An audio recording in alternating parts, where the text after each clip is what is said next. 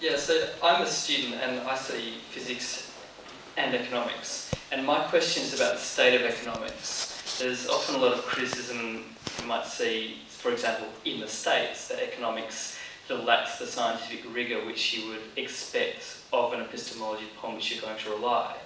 What are your thoughts on the state of economics and how that filters down, for example, into Treasury and other, influential government departments? And when you're answering that, I was wondering whether if you think that there's certain parts of the left who may need to be willing to let go of some of their own values if the science and the economics says that no, there's a better way to go and what you thought in the past may not be the optimal solution. That's a pretty big question. You don't ask two questions at once. Look, I have studied economics. I call myself, I've got a working knowledge of it. I don't call myself an economist. I'm a labour researcher, and my big passion in life is history. But what you've got to draw a distinction between economics as practiced by the academic profession and economics as it's actually practiced in instruments of economic policy, and there's a big disconnect. And there was some great data released last year which showed that on entering economics as a discipline, around 30% of students were interested in its real-world application. By the time they were a PhD students, that had slumped to 3%. Because as an academic discipline, it has become purely self-referential. It's not its engagement with reality, it's who can get in the American Economic Review, who can get in the Journal of Political Economy coming out of Chicago. So economic, and you see this, it's reflected in enrolment numbers, economics is collapsing. I started off life, our research centre was in the Faculty of Economics. It then evolved into the Faculty of Business and Economics, and then we turned into the business school, and economics was kicked out of the business school. So it had originally defined the faculty, and then it was basically sent into arts. Now that's a trajectory that is fairly common. So that's the first thing. The second thing to note is that some of the biggest names in economics are particularly troubled by this. So, Krugman, Stiglitz, these are big names, these are not marginal names. You look at the experimental economics that's come through, that's left field stuff, but these people are not the mainstream of the academic world. And so I think you've got to think very carefully when saying economic science is saying this. It's from where I sit, for those economists who are engaging with reality, there has been jobs, and that's what we're seeing with the World Bank and the OECD. They got really good consequences. They advocated a policy position, and they got it wrong. And Richard Freeman from Harvard told me this. And this all happened before the GFC, actually. The big shift started after Argentina and Venezuela, right?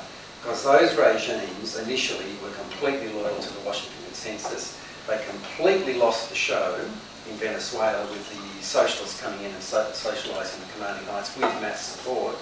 And in Argentina, the economy went into a dead tailspin because people stuck to line. The IMF backed off and said, if we continue down this path, we literally have an unsustainable policy regime. So this is where the ideas of concern with inequality have just hit them over the head. Now that's not deep philosophical rethinking, that's political pragmatism. And what I think is challenging is that just simply making a shift because you want to stay in control is not actually thinking through how you stop the problem at source. And I suppose this is where I would return to Paul's earlier point about pride in being Australian. I mean, the award system is still incredibly strong. Australia stops a lot of inequality problems at source by having very high award wages, right? And that has survived despite what John Howard tried to do, not because of what John Howard did. And that's inscribed in our constitutional arrangements. Now that could all shift, but that's all a long way of saying be careful what you call down on the economics as an authority, and recognise that we've got to move beyond pragmatic arguments, and we've got to work through our own arguments for a whole range of disciplines to try to theorise this type of position. I'm in awe of economists, always have been. And when I first started, when I did my PhD way back in the 1980s, I'd come out of sociology, social science and all those woozy disciplines. And so I got to the centre, Social Policy Research Centre, and it was taken over by economists because they were so much more rigorous and understood how the economy worked, and that's what government needed. And so I ended up doing my PhD about them. I wanted to inquire into this. Where do they get this power? Where do they get this authority? And I did discover, and I've just through acquaintance with them, not to be too frightened of them. But once you understand the limits that they need to work within. So this came out through my PhD on the Keynesian revolution in Australia. But that in the 1940s and the 50s, as a result of world wars and Great Depressions, the economics world was all divided. And there were this school of thought and that school of thought, and nobody knew how it would pan out. So it wasn't until the Cold War in the 50s that things settled down, and that's when Milton Friedman, he fixed me up on this issue. He said that economics is a science, absolutely rigorous science. That's why I really admire what they do. But it can't tell you about what are the goals of a society. Politically, you need to understand politics and society to understand once a society reaches a consensus about this is what we want, there's an underlying consensus, bring on the economists then, because as they said, as one of them said, you tell us the kind of society you want, we'll tell you how much it will cost. You really need to know the answer to the second question. Thank you. Tessa Boyd came from ACOS, Australian Council of Social Service. Thank you for a terrific discussion. I said before that inclusive growth was the theme of 2014, not just because of your book, but also because, of course, it's the central theme of the G20 agenda, which Australia is chairing, and so that brings it very close to home in an international sense, and is also one of the guiding themes for the C20 process, the civil society process running in parallel with the G20 that ACOS is very much involved in. So it's a concept that we're incredibly interested in and a concept that we're thinking a lot about. And while I'm not sure if I'd call myself a skeptic, I guess I'm really critically engaged in its potential. And I think the conversation that we're having here tonight is a really useful one. And what worries me is it's very far from the tenor of the conversation happening around inclusive growth in other environments. And I guess that's what I'm interested in asking you about. So I think the bit about inclusion is the part of the concept that I have a lot of sympathy and support for, and the bit about growth is the one where I think there's potential to really fracture. And what worries me is that the growth agenda, the inclusive growth agenda, does provide a way of ignoring inequality. It actually provides a way of saying there's no problem with the growth at the top, we just have to make sure it brings others along. But that's not necessarily at its heart an agenda that's about tackling inequality. Yeah. And I think there's real risks in environments like the G20 for precisely that to be the outcome. And I guess I'm interested in your thoughts about that. Yeah, I've got a few thoughts on that one, quick ones. This is where the book, we've distinguished, like I talked before about for a decade or so, countries around the world have been interested in the social investment state that's equipped people to go and get jobs, and so especially they're all kicked off in the third way with Anthony Giddens and social inclusion. And the idea, the image was, well, there's the market economy, and in those days was doing very well, thank you very much. And so nobody wanted to query it or question it because it's supplying the wealth, it's supplying the opportunities. So the third way, social inclusion, social investment, was about how do you get these poor ones who are left behind onto the ladders, the greasy poles, and they can climb. And who cares if there's inequality or not? It's probably a good thing. It's probably creating incentives and making everyone work so much harder than they did in the harvester day. So, but the GFC and all that changed all of that, and so from 2011, I think, the OECD report on this big scare report on inequality, the division of the nation, I forget what the title was. People began to identify that inequality as not just a social problem, but an economic problem. So with the World Bank, they say, well, certainly a certain measure of inequality, this is new doctrine, by the way, post-neoliberal, post-Washington consensus. Certain amount of inequality is important, provides incentives, gets people working, but it can be so extreme, not only is it bad for the society, but it becomes a handbrake on the growth, because the people are alienated, disengaged, not educated, whatever. So both the OECD and the World Bank now start with the premise that the extremes of inequality, and I've talked about the countries like the US and all that, people acknowledge now it's an economic as much as a social problem. So I think the old idea is the market is fine and just let them go up the polls and maybe they'll be Rupert Murdoch one day. That's not the story now. The story now is how can we boost growth while reducing inequality? That is the new orthodoxy. I wouldn't go quite that far. Sure, but And could I urge you to read chapter 3 of the book, which Who wrote that? It's not me. That's not me. It's called "Was Economic Growth in Australia Pro-Poor?" This is from someone from Francisco. It's very good. My colleague. Yeah, and he actually draws a distinction between poverty reducing policies that go after relative inequality and absolute inequality. And he goes through very careful empirical analysis to show that you get different outcomes on the different definitions. So it was pro-poor in terms of reducing poverty, but not pro-poor in terms of changing relative shares and balance across society. And this is where I think everyone can say, yeah, we believe in inclusive growth, but you've got to go to the next stage, well, what does that mean? And that's what you're getting at. Yeah, I think that's where the debate's got to go, and that's where essays like this really help clarify those. I'm glad you raised that, because that argument about is growth pro-poor, like the old orthodoxy was, well, it raises all the boats, so long as we've got growth. He got a bit richer, and he got a bit rich. They all got richer, so it must be inclusive. It must be good. So back in the early 2000s, people like Kakwani, Australian economist, raised this question of when is growth pro-poor? And this is what Francisco's writing about. He says it's not good enough. There's a relative. It's not just absolutely they all got better.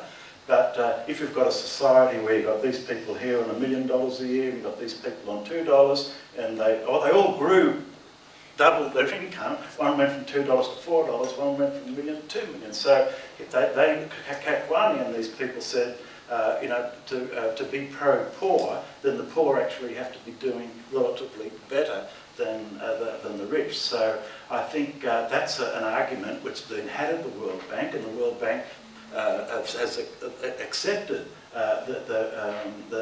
this approach. And this is why countries like Indonesia, if you look at the policy agendas, pro-poor developing countries have taken this on. The poor have got to do better than the rich. But, I mean, we do have the reality, as Francisco points out, a country like Australia, the rich was pro-rich, but the top few percent, they were the ones who benefited way more than the poor people. And that's why Saul Eslake and others say this is bad, because the people aren't going to buy a system where...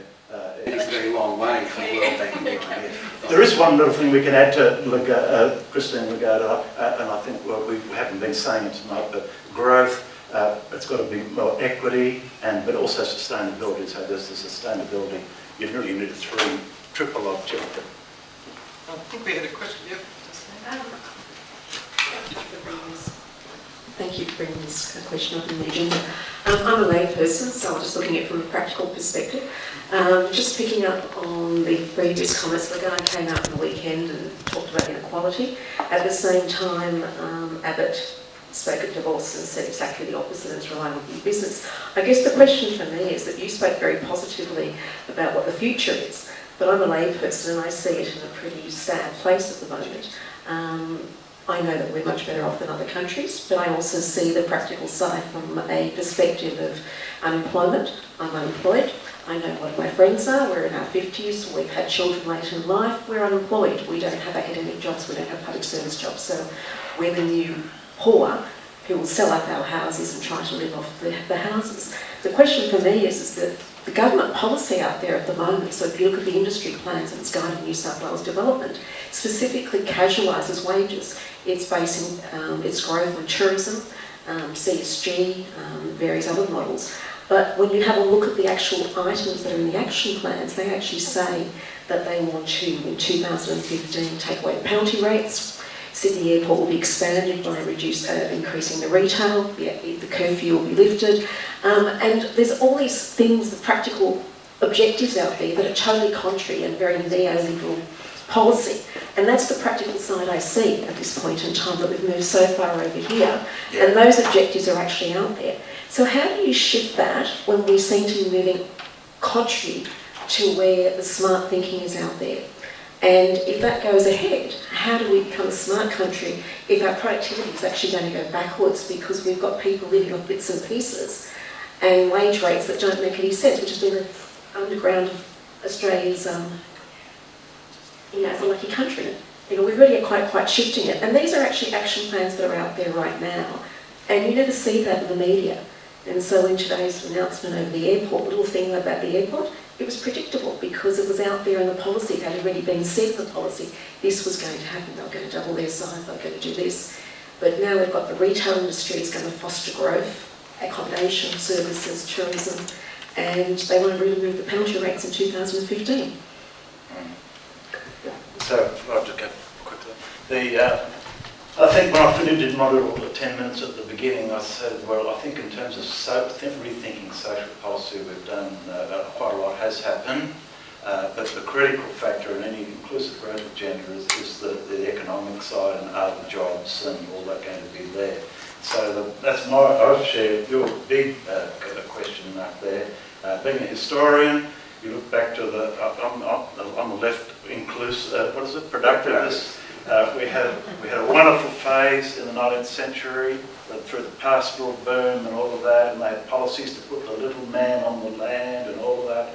It was quite a egalitarian growth model, and the land was there, the resources were there, the opportunities were there in the pastoral sort of period of expansion and so on.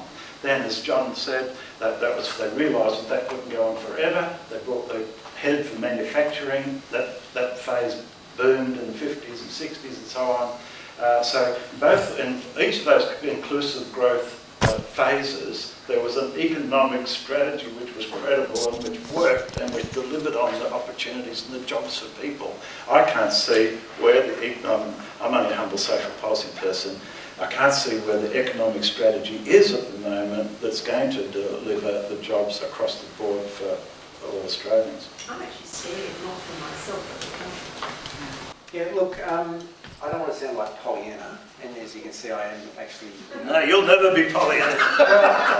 and with apologies to our hosts, but Deloitte wouldn't have been hosting an event like this 15 years ago, right? I mean, Deloitte is there, and it's the smart stuff. I mean, you have an agenda, the agenda has already shown that organisations that move into gender look at the bottom line to live better. So where do you take that in terms of this particular question? Yeah, but groups like McKinsey's and that in the 80s were lining up behind Reagan and Thatcher, right? And they play a thought leadership role, the Deloitte's, the McKinsey's, those groups.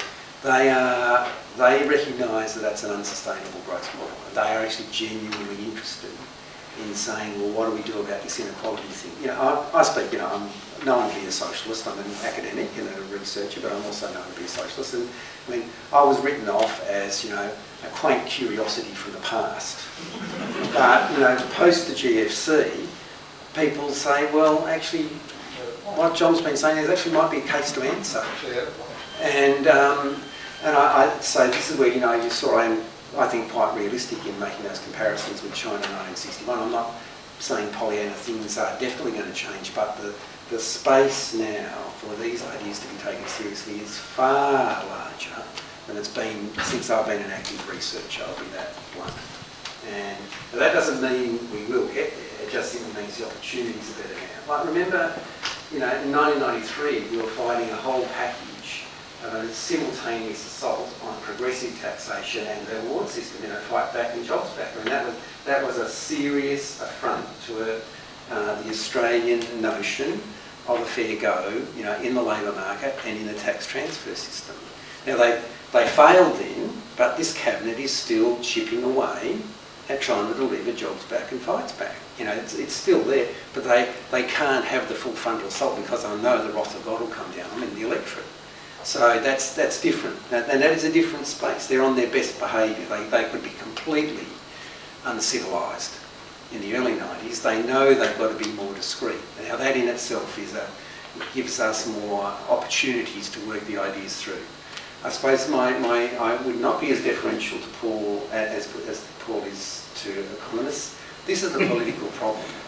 I mean, ideas on how to solve economic crises have been around for a long time. The big shift in the 40s is that capitalism had disgraced itself in the 30s, absolutely disgraced itself, and there was a Soviet threat. So if capitalism didn't put on its best behaviour, there was a spectre all the time of the Red Menace. So it had to shift. We don't have the spectre of the Red Menace, and that's why there's still this problem of, you can have the ideas, but the political imperative to actually make cabinet shift is not there.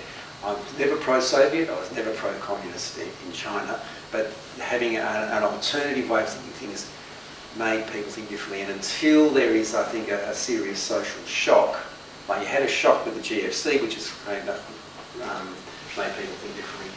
I think the wiser members of the business community don't want to have that shock, but unfortunately I don't think business collectively thinks like that, and that's where I do get pessimistic. This is a very big, important question, because we've always thought, when looking at things from the brotherhood point of view, you want action on education, you want action on this, but it was always clear, if you're trying to play real policy work, that unless business was interested in the agenda, well, it was always going to be pretty marginal. And that's why we were very impressed by the moves, the change within the Business Council of Australia. And over the last decade, they did some terrific policy development work under the banner of shared prosperity, and argued the case for many, especially the investment in people and in education and health agenda very strongly. So I think that it's really important that we don't see the social policy agenda as something for people on welfare or work at a trade union, but good social policy has got to be good for business. And I think what you mentioned of Deloitte's and others, there is real. I think there's a change in the culture around this, where there's the need for a consensus is much stronger, and going back to that business versus society kind of thing. Well, don't be Pollyanna.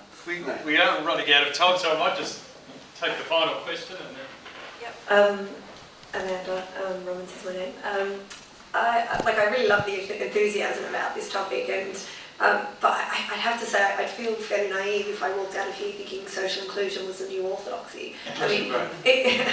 Inclusive growth. We can't possibly think that is the case in this political environment. I mean, we only need to read the papers to see the DSP is on the chopping block. We've just seen the reversal of high-income super taxation arrangements. I mean, it's almost the antithesis of what you're describing here. So I guess my first question is, where does this enthusiasm come from? I'd love, like the IMF, the World Bank, the OECD, they might be talking about it, but it shows the irrelevance of them to domestic politics in Australia. So my first question is, do we really see this as the new framework? It'd be great if it was, but I'm not as convinced. The second is, just in the current context, what would your model suggest is the policy response to the changes we're seeing in manufacturing and the current job losses that are being experienced in the car industry? Just so we understand what the model you would describe would be, how would you say, what's the right policy response to that in terms of this framework? How can I be optimistic? Well, I have tried to address that issue across the night. That's where I started off. I was there in the bad times. These are social policy good times. I was there in the bad times when if you were trying to push a social policy agenda, you were a bit of garbage outside the back door. You're totally marginal to any main policy stuff. It was all the economy and treasury and all that sort of stuff. So whether it's under the Howard government, whether it was Rudd and Gillard, you just saw an inevitable sort of change in agenda, business supporting things they never supported, and all this kind of stuff. So I think that while the party political level is obviously important, there's a lot of things that drive agendas which aren't just by the choices, the whims of the predilections of who might be the minister of the day. They've got all of this other stuff going on that they need to respond to. Look at Christopher Pyne when he thought we would get rid of Gonski, then this huge outburst that Gonski was back on. So I think that gave me a lot of optimism that the centre, a new centre ground was holding a lot. And just in the welfare scene, I spoke about this in the Samuel oration at the Brotherhood of St Maurice at the end of last year, which you can get on the website. One of the inspirations for me at the close of last year was Noel Pearson, who, when I started, he was like the opposition.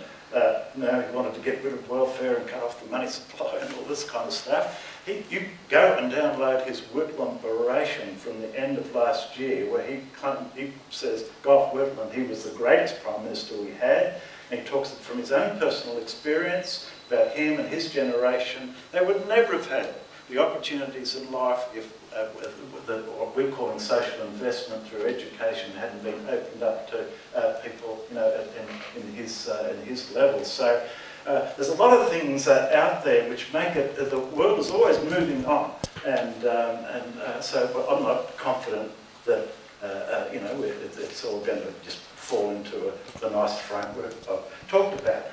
Like if we think in the 1980s, they had Thatcher and Reagan. We had Hawke and Keating, so we had quite a very different model happening in Australia. It might be that Tony Abbott and those do have a triumph of a more right-wing sort of version of inclusive growth. So we don't know what's going to happen there. On the final thing about the manufacturing and all that, just from a social policy point of view, I was talking to the McKELL man down the back. What we need here is things like unemployment insurance, which we talk about, Bell Chamber talks about in the book, so that we accept, embrace. Things like unemployment are going to be a norm in an open economy, open to all these shocks and changes and ups and downs. But if you've got your social policies in place, people won't be terrified of it, and they'll be more willing to take risks and so on. I've got a different answer, and if I can go to the other sponsor of tonight, and that's the McKELL Institute. The greatest constraint on policy in Australia today is the Labor Party mimicking the government. And the government, and that's why it's good to have McKELL behind us. I mentioned Deloitte has shifted ground. The Labor Party has legitimated the deepening of inequality. And Hawke and Keating explicitly broke with the agenda. They were supported by the communists. Laurie Carmichael was a communist. I remember being lectured as a union delegate in 1985. You've got to grow the pie before you carve it up. He explicitly separated a concern with equity with a concern with growth. And that was communist, right? It's not just Hawke Keating, there's a whole line. And this is Louise's point, when you adopt a less productive and expensive perspective, you throw a lot out. And they basically robbed a generation of union activists of hope. Right? And we can talk about this later. So the Labor Party has played a fundamental role in legitimating the trajectory we've been on for the last 30 years. And while it does so, we will be stuck in that trajectory. The fact, and this is where I am a bit of a Pollyanna, where you've got the OECD, the IMF, and the World Bank lining up, it might give some people in the Labor Party a bit of guts to say, you're wrong at it, you are fundamentally wrong. Anyone who's anybody says this is the way to go. And that there will be people in the Labor Party who are sympathetic to that. And I actually think there's potentially an electoral majority that is sick and tired of living in fear and living in debt. Right? You can have a whole different growth model. But until the Labor Party makes that shift, will be suffocated. Your second question is,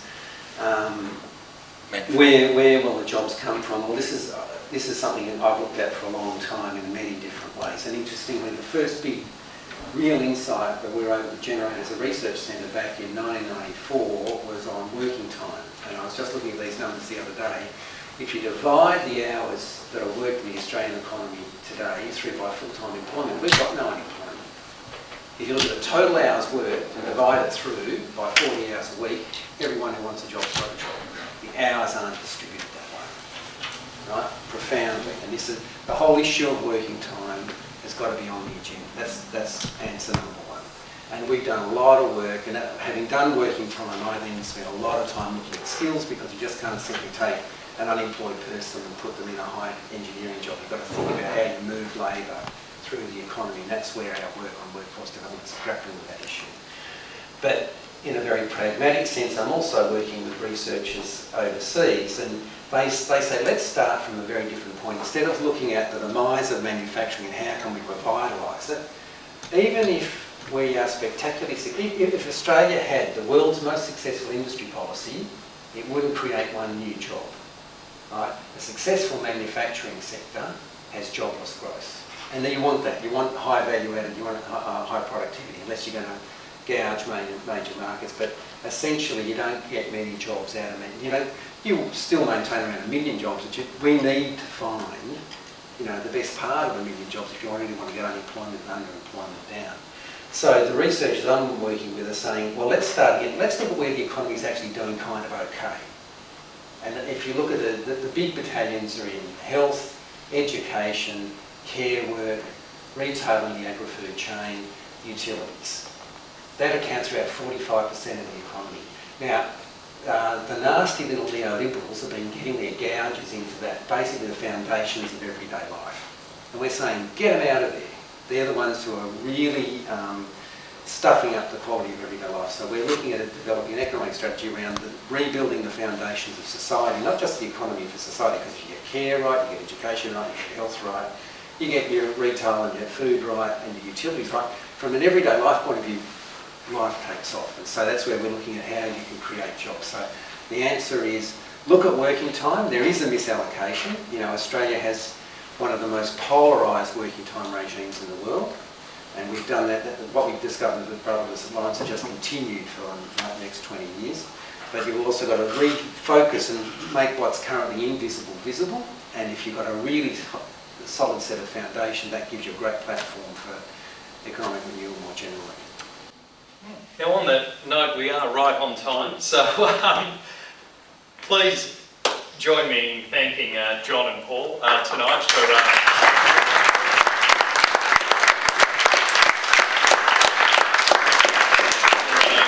elaborating on the theory, throwing some controversy, stimulating and throwing some ideas out there. Thank you so much. Please join me in thanking Deloitte for hosting us tonight.